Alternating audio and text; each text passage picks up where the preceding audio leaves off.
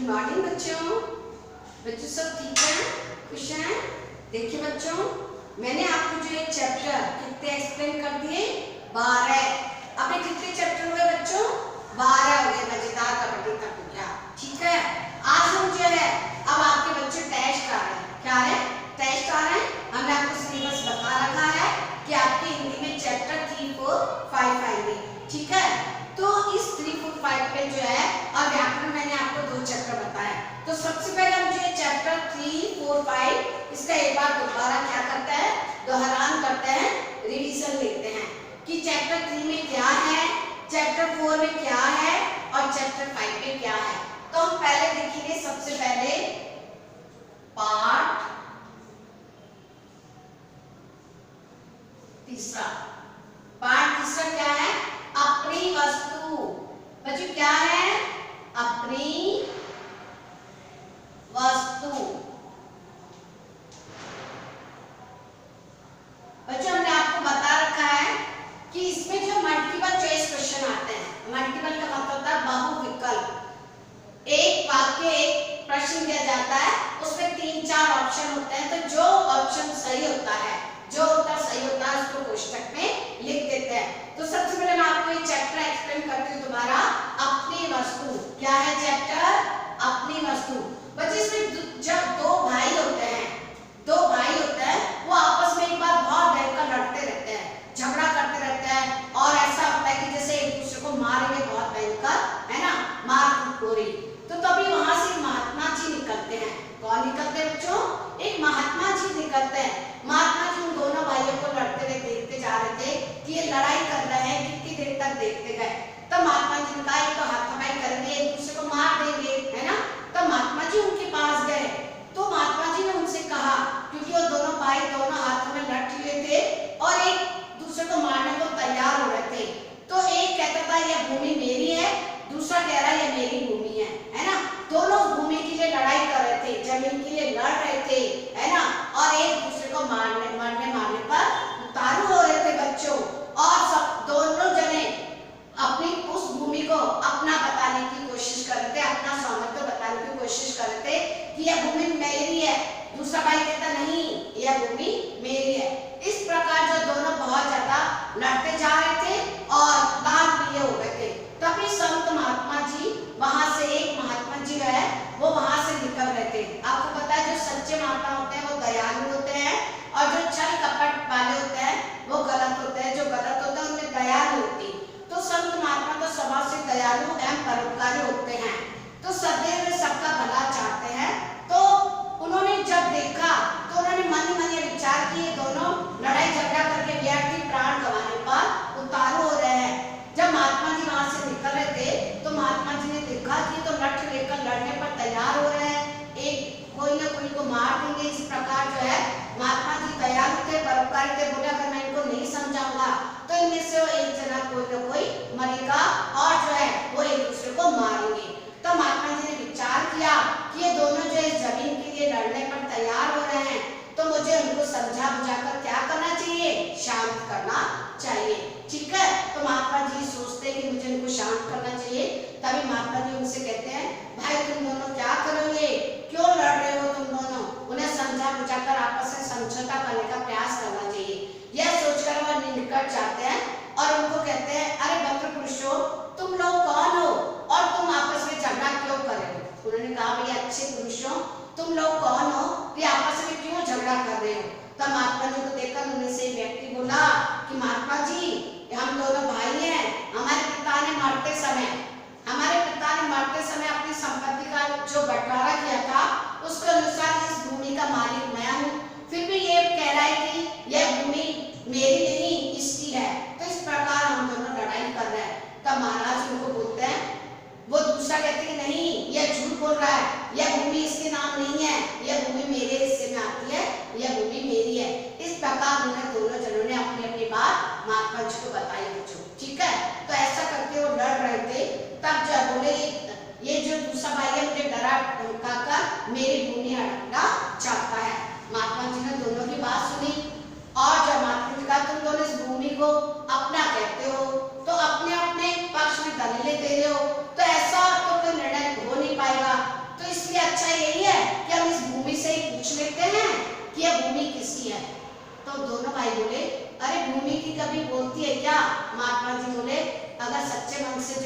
अगर हम उसको बात पूछेंगे तो हमें बताएगी।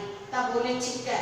तब महात्मा जी ने कहा कि जो है मैं इससे पूछकर निर्णय करता हूँ कि भूमि किसकी है। तब जो है उसका असली मालिक तुम दोनों में से कौन है। तो फिर कुछ पल बाद दोनों महात्मा जी के और देखते रहे, किंतु वह कैसे संभव है, क्या भूमि कभी बोलती है। तब महात्मा जी बोले हाँ भूमि भी बोलती है। तब जो है उन्होंने क्या किया, बोले ठीक है। तब वो बोले कि मैं जो है इनसे पूछ के बताता हूँ कि भूमि किसकी है ना, परंतु इसकी आवाज तुम लोग नहीं सुन सकते, हम सुन सकते हैं। वो बोले तुम अगर भूमि से पूछोगे तो तुम्हारी आवाज वो नहीं सुनेगी और वो जो बोलेगी वो हम सुन सकते हैं। तब बोले ठीक है आप ही पूछ लीजिए। तब महात्मा जी ने भूमि की तरफ क्या किया बच्चों, थोड़ा सा कान लगाया और बोले कि अब ये बताती है, मैं तुम्हें इसके बारे में बाद में बताऊंगा। अभी तो बोले मुझे बहुत जोरों की भूख लगी है, पहले जो तुम मेरे लिए कुछ लेकर आओ खाने को, है ना। तो उन्होंने क्या कहा, महात्मा जी ने कहा, महात्मा जी क्या चाहते थे कि दोनों का गुस्सा शांत हो जाए तब उनको अच्छे से समझाया जाएगा। तब महात्मा जी उनको कहते हैं कि देखो पहले तो मुझे बहुत तेज भूख लगी है, तुम दोनों जो है मेरे लिए भोजन बनाकर लाओ और अपन भोजन करेंगे, उसके बाद मैं बताऊंगा कि यह भूमि किसकी है, तब निर्णय हो जाएगा। दोनों भाई इस बात पर राजी हो गए और जो है बच्चे दोनों जने क्या गए, घर गए और खाना खिला। वे बोले भूमि का निर्णय हो जाए फिर आपको डटकर खाना खिलाएंगे। पहले बोलते नहीं, महात्मा जी कहते नहीं भूमि का निर्णय तो हो ही जाएगा, या कहीं थोड़ी भागे जा रही है, पहले जो है भोजन हो जाए ताकि मन मस्तिष्क जो है कुछ ठिकाने लग जाए, इसलिए तुम दोनों अपने घर से भोजन ले आओ, तब तक हम यहीं बैठे हैं। महात्मा जी मैं यहीं बैठा हूँ, तुम दोनों भोजन लेकर आओ, जब अपन अपने पेट में कुछ जाएगा तब अपना दिमाग सही चलेगा, तो तुम भोजन लेकर आओ, पहले भोजन कर लेते हैं, उसके बाद मैं आपको निर्णय बता दूंगा। तो दोनों भाई बच्चों क्या हुए, राजी हो गए और महात्मा जी वहीं बैठ गए।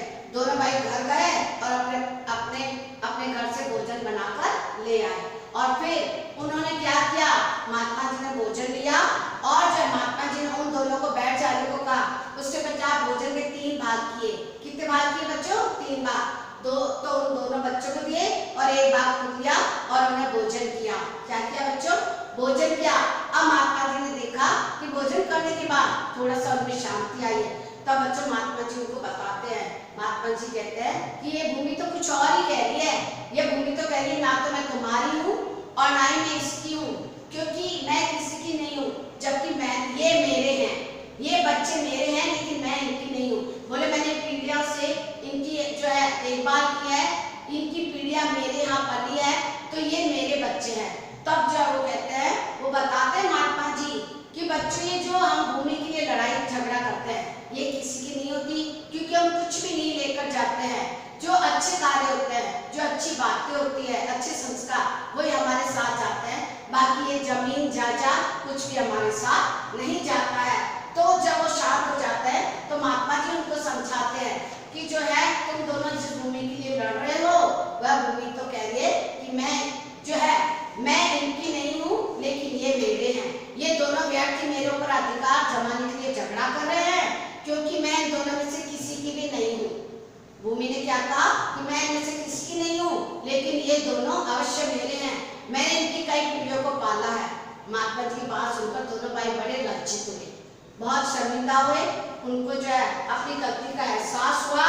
तब महात्मा जी ने देखा कि अब थोड़ा सा उनको समझ में आया है, तब उन्होंने कहा कि तनिक विचार करो कि तुम जिस भूमि के लिए झगड़ा कर रहे हो क्या वह आज तक किसी की बनी है, क्योंकि जमीन जायदाद बच्चों यहीं की यहीं रह जाती है ना, कोई किसी के साथ कुछ भी नहीं जाता है। इसलिए महात्मा जी ने कहा कि यह तुम्हारी पीढ़ियों को इसने पाला है ना, लोग तो चले गए लेकिन ये जमीन यहीं की यहीं है, इसी प्रकार तुम झगड़ा कर रहे हो तो ये तो यहीं रह जाएगी, इसलिए इसके लिए झगड़ा मत करो। तब दोनों भाइयों की समझ में आता है और अंत में जो है वो सब कहते हैं धन संपत्ति मकान ये सब व्यर्थ है ना, और जो है हमारी सब अच्छी भजन भक्ति और जो अच्छे कर्म है वही हमारे साथ रहते हैं, अर्थात हम जो अच्छा कार्य करते हैं, हम कर्म अच्छे करते हैं बच्चों, है ना, भजन भक्ति करते हैं, वही हमारे साथ जाता है। बाकी ये जमीन जायदाद संपत्ति है ना, ये कुछ भी हमारे साथ नहीं जाता। जो लोग परलोक के सभी साथी होते हैं वो अच्छे कार्य होते हैं। तब जब तुम बेवजह जो है इसके लिए लड़ाई कर रहे हो, तुम अपना समय जो है वो व्यर्थ में बर्बाद कर रहे हो, तब दोनों भाइयों के समझ में आ जाता है दोनों भाई लड़ना बंद कर देते हैं। उसके बाद वो जो उनके चरणों में गिरकर, महात्मा जी के चरणों पर गिरकर बच्चों अपनी भूल की माफी मांगते हैं। उसके बाद वो दोनों भाई कभी भी नहीं लड़ते हैं और भगवान की क्या करते हैं, भजन भक्ति करते हैं। तो इस प्रकार महात्मा जी ने उनको दोनों भाइयों को समझा बुझाकर शांत किया। तो बात समझ में आई। अपनी वस्तु अपन कहते हैं ये मेरा, ये तेरा नहीं, कुछ भी तेरा मेरा नहीं है, सब यहाँ है। और हमारे जो हम अच्छे कार्य करेंगे बच्चों, जो अच्छे बोलेंगे, अच्छा बोलेंगे, अच्छा व्यवहार करेंगे, वही हमारे साथ रहेगा। अगर हम बुरा करेंगे तो बुरा हमारे साथ रहेगा। इसलिए महात्मा जी ने दोनों भाइयों को जो झगड़ा कर रहे थे उन दोनों को शांत किया, है ना। झगड़ा काय के लिए कर रहे थे, जमीन के लिए। उसके बाद वो दोनों भाई कभी नहीं लड़े। तो आपको इसमें क्या करना है बच्चों, देखो मैंने आपको चैप्टर के लिए एक्सप्लेन किया अपनी वस्तु। तो इसमें जो बच्चों देखो पार्ट 3,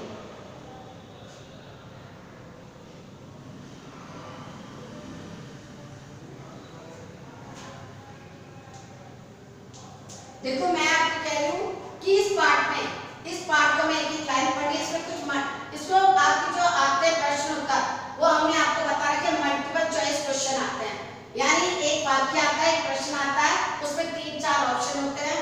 जो भी ऑप्शन जो भी सही होता है उसको हम उस ब्रैकेट में लिखते हैं। तो मैं आपको 3-4 पढ़ के बताती हूँ। आपको क्या करना है कॉपी में बच्चों, प्रत्येक पार्ट के जितने भी मल्टीपल चॉइस क्वेश्चन है, छोटे छोटे बहुविकल्प प्रश्न उत्तर इसको कहते हैं बच्चों। क्या कहते हैं, मल्टीपल चॉइस क्वेश्चन यानी बहुविकल्प।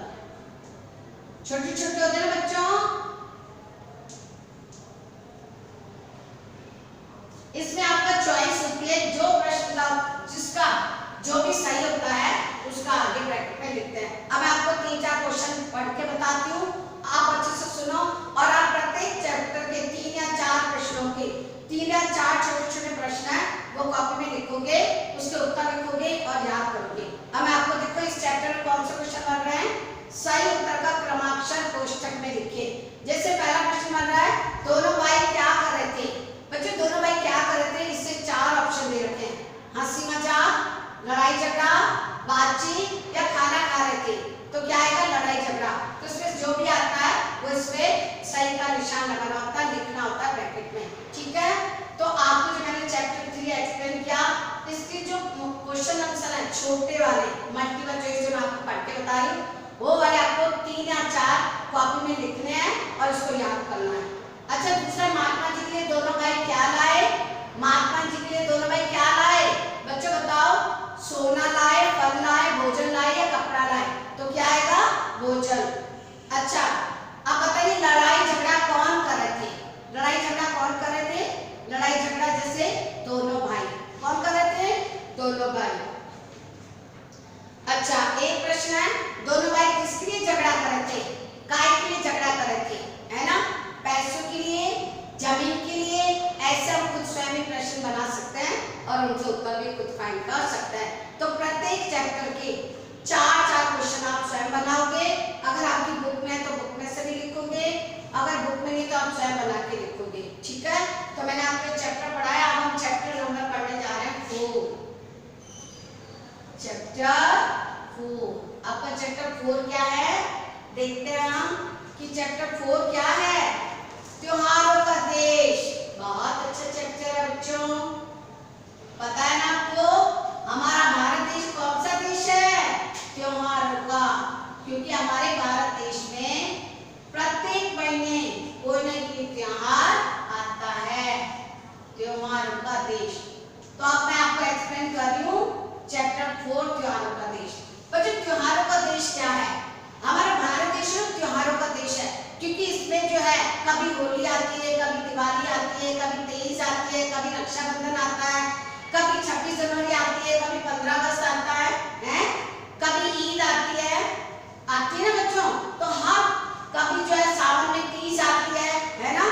तो देखिए जो हमारे यहाँ हमारे भारत देश में प्रत्येक महीने कोई ना कोई त्योहार रहता है। क्योंकि हमारे भारत देश में सभी जाति के लोग रहते हैं, चाहे वो मुस्लिम हो, चाहे सिख हो, चाहे हिंदू हो, है ना।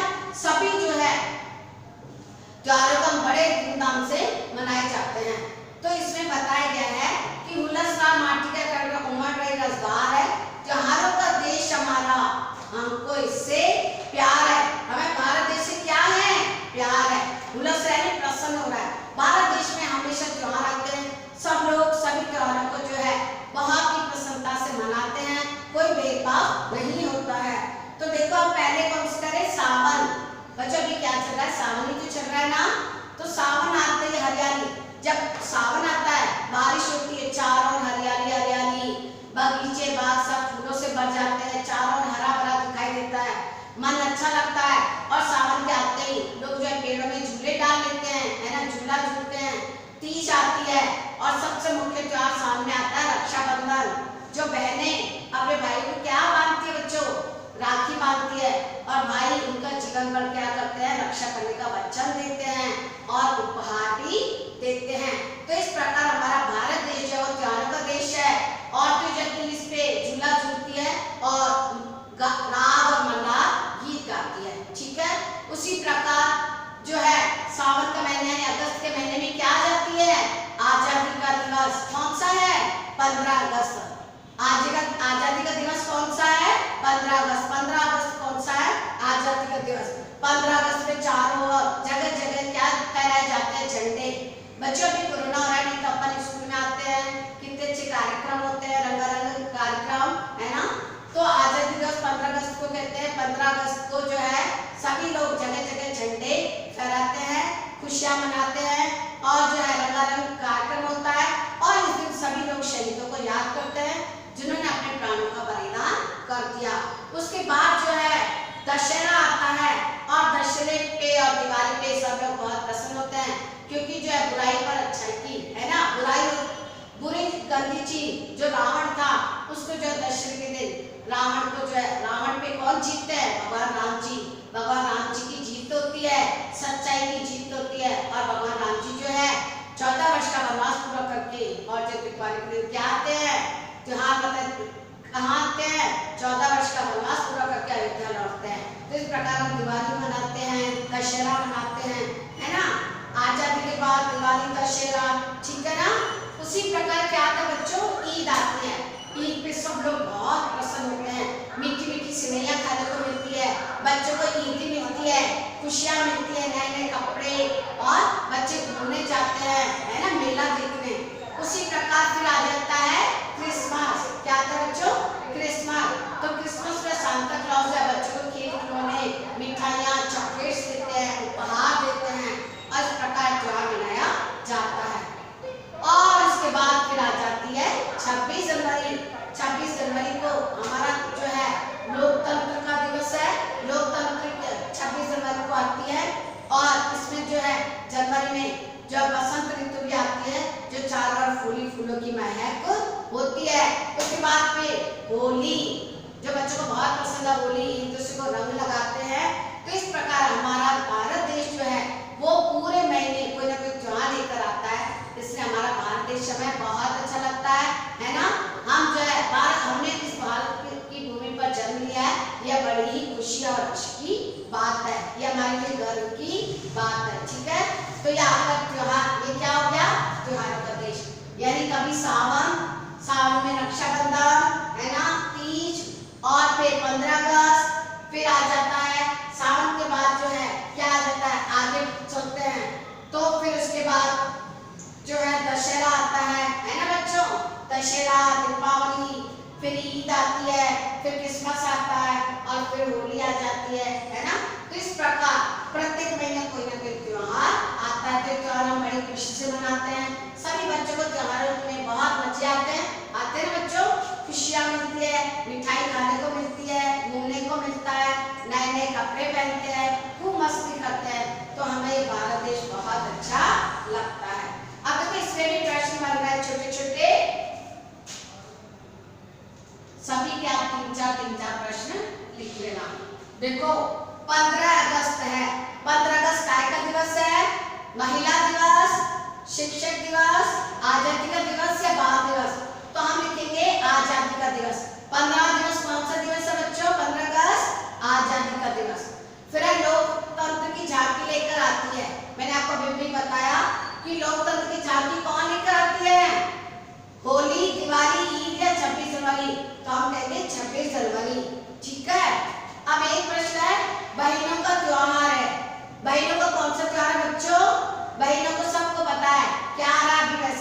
रक्षाबंधन, तो इसमें से छांट के लिखेंगे।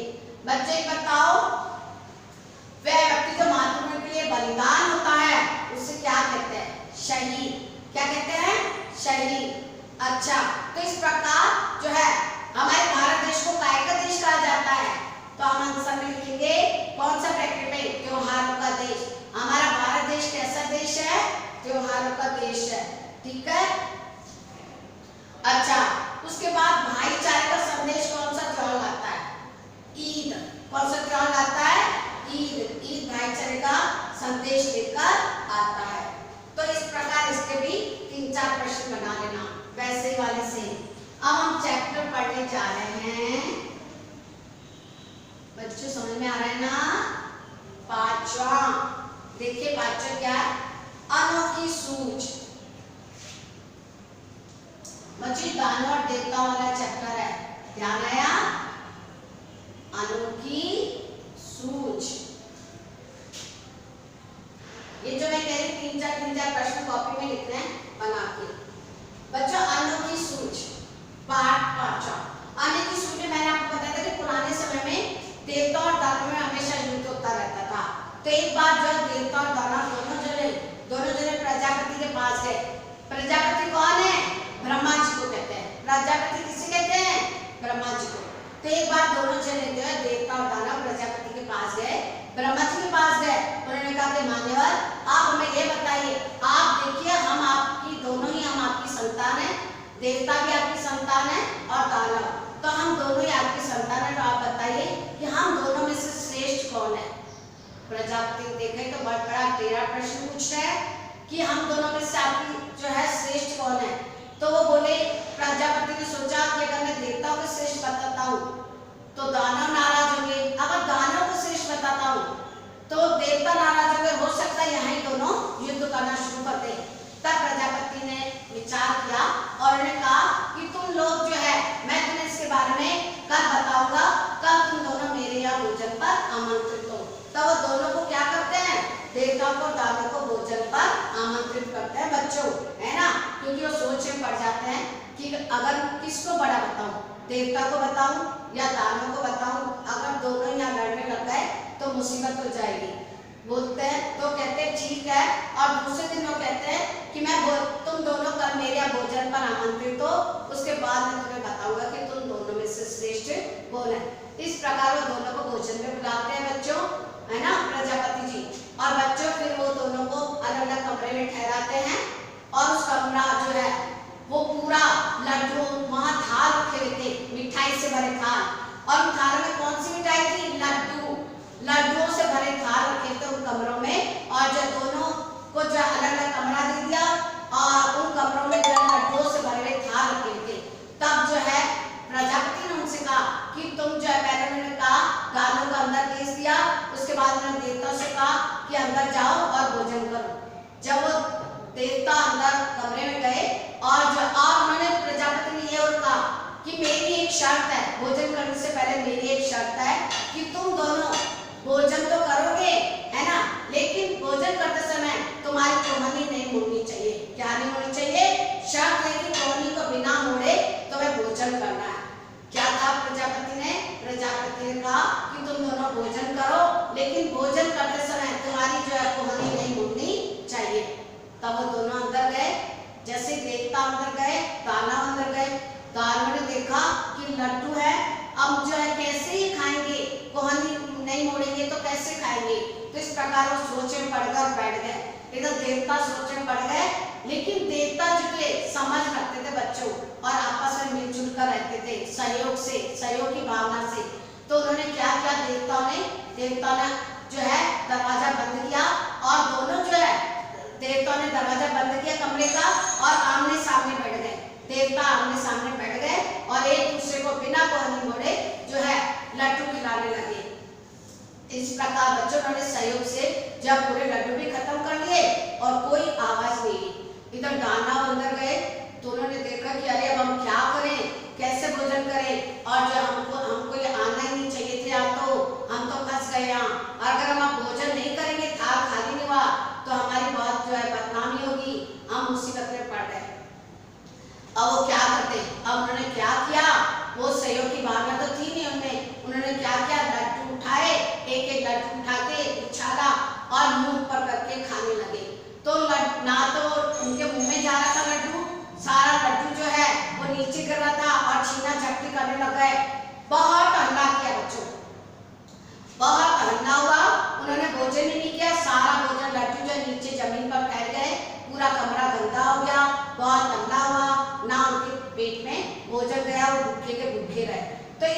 बार जब वो वापस जो है बाहर आए तब उन्होंने जो है देवता और दानव को फांसी में बिठाया और उन्होंने बताया कि कौन जो है अब क्या करे, है ना। तो जो है दानव बहुत परेशान होकर उसके बाद बहुत हल्ला करते हैं, बहुत कमरा बच्चों गंदा कर देते हैं। और जब वापस आते हैं तो प्रजापति कहते हैं, प्रजापति देवता ही श्रेष्ठ है, सारी स्थिति स्पष्ट थी, देवता ही श्रेष्ठ थे। तब प्रजापति ने कहा जानते हो क्यों? इसलिए कि उन्होंने सहकार की भावना से काम किया है। प्रजापति ने किसको श्रेष्ठ बताया? देवता को, क्योंकि देवता क्या हो गए, आमने सामने बैठ गए, एक दूसरे को लड्डू खिलाने लगे, ना हल्ला हुआ, ना कमरा गंदा हुआ, शांति से सहकार की भावना से बच्चों ने काम किया। इसलिए कहते हैं खुद भी खाओ और दूसरों को भी खिलाओ। और दानव ने क्या किया? ना तो खुद खाना खाया, ना तो खुद बुद्धि से काम नहीं लिया, और जब लड्डू को उछालते रहे, कमरा पूरा गंदा हो गया, पूरा हल्ला होता रहा और लड्डू भी नहीं खा पाए और जो है सारी गंदगी फैला दी। दानव ने शर्त का पालन तो किया, लड्डू उछालते रहे, उन्हें पानी के लिए लपकते रहे, न खुद खाए न दूसरों को खाने दी। तो इसलिए उन्होंने प्रजापति ने किसको श्रेष्ठ बताया? देवताओं को। क्योंकि हमें बच्चों बुद्धि से काम लेना चाहिए, सहयोग से काम लेना चाहिए, हमें खुद भी जीना है और दूसरों को भी जीने देना चाहिए, खुद भी खाना चाहिए और दूसरों को भी खिलाना चाहिए, खाने देना चाहिए। तो इस प्रकार ये सारी बुद्धि देवताओं में थी, दानव में नहीं थी। इससे प्रजापति ने किसको श्रेष्ठ बताया? देवताओं को। प्रजापति ने किसको श्रेष्ठ बताया? देवताओं को। तो ये जो है चैप्टर मैंने आपको एक्सप्लेन किया किस प्रकार जो है देवता और दानव प्रजापति के पास जाते हैं। जब प्रजापति प्रश्न सुनते हैं तो एक बार तो सोचे पड़ जाते हैं, लेकिन दूसरे दिन बुलाते हैं। तो इस प्रकार दोनों में से जो है देवता जीत गए, अर्थात देवता ही श्रेष्ठ है। इससे जीवन में हमें खुद भी जीना है, दूसरों को जीने देना है। देवता ने खुद भी खाया, दूसरों को भी खिलाया, थाल भी पूरे साफ हो गए, पेट भी भर गया। इधर दानव ना खुद खाया ना दूसरों को खाने दिया और जो है पेट भी नहीं भरा और सारा का सारी गंदगी हो गई और वो हल्ला हो गया। ठीक है, तो इस प्रकार मैंने आपको ये चैप्टर भी एक्सप्लेन किया। अब देखो बच्चों इसके प्रश्न। अच्छा बताओ प्रजापति किसे कहा गया है? तो प्रजापति किसे कहा गया बच्चों? ब्रह्मा को। किससे कहा गया है? ब्रह्मा को। इसके छोटे छोटे प्रश्न हैं। अच्छा, देवता और दानव में से प्रजापति ने किसे श्रेष्ठ बताया? तो क्या आएगा? देवताओं को। ठीक है, तो इस प्रकार पाठ 5 जिसमें भी आपको यही वाले प्रश्न का छोटे छोटे ढूंढने हैं, है ना। और इसके 3-4 के क्या करने हैं? आंसर लिखना। मैं आपको छोटे छोटे 2-3 प्रश्न बताती हूँ, है ना, कि छोटे छोटे बन रहे हैं। जैसे मैंने आपको ये बताया कि प्रजापति किसे कहा गया है? प्रजापति किसे कहा गया है बच्चों? प्रजापति ब्रह्मा को कहा गया है। किसे कहा गया है? ब्रह्मा को, है ना। और दूसरा है कि देवता और दानव में प्रजापति ने किसे श्रेष्ठ बताया? देवता और दानव से प्रजापति ने किसे श्रेष्ठ बताया बच्चों? देवताओं को। ठीक है, फिर एक प्रश्न बनता है, एक बताती हूँ आपको कि और क्या प्रश्न बनेंगे इसमें, फिर आप स्वयं इसमें से प्रत्येक लाइन को ढूंढेंगे, है ना। और जो है अच्छा बताओ मिठाई में क्या था? जो भोजन में मिठाई थी वो मिठाई कौन सी थी? क्या था? लड्डू। तो क्या थे? लड्डू। तो इस प्रकार 3-4 प्रश्न आप बनाकर लिखोगे। अच्छा, इसके बाद बच्चों आपको एक और बताती हूँ कि जो मैं शब्दार्थ देती हूँ वो शब्दार्थ सब लिखने के लिए नहीं होते, याद करने के लिए भी होते हैं। शब्दार्थ, शब्द का अर्थ, है ना। तो मैंने आपको जो भी शब्दार्थ दिए हैं उसको याद करा करो। तीनों चैप्टरों के छोटे छोटे प्रश्न बनाकर प्रत्येक चैप्टर में से 2-3 प्रश्न बने, उनको कॉपी में लिखना और याद करना है। और शब्दार्थों को अच्छे से याद करना है, मैंने को आपको लिखा रखे हैं। ठीक है, तो अच्छी तरह प्रत्येक लाइन को पढ़ो, प्रत्येक चैप्टर की प्रत्येक लाइन को पढ़ो। प्रश्न स्वयं आपके बहुत सारे बनेंगे, उत्तर भी आपको स्वयं आएंगे और इस प्रकार आप चैप्टर की तैयारी करो। और मैंने जो एक्सप्लेन किया उसको एक बार दोबारा सुनो। तो कौन कौन से चैप्टर हो गए? अपनी वस्तु यानी भाई लड़ते हैं जमीन के लिए, जवानों का देश और अनोखी सूझ देवता और दानों की। ठीक है, तो आप अच्छी तैयारी करो, अच्छे बच्चे बनो और हमेशा फूलों की तरह मुस्कुराते रहो। ओके बेटा, थैंक यू। और व्याकरण का जो वर्क है वो मैं आपको नेक्स्ट लेक्चर में दूंगी कि व्याकरण में कितने चैप्टर आएंगे। ओके बेटा।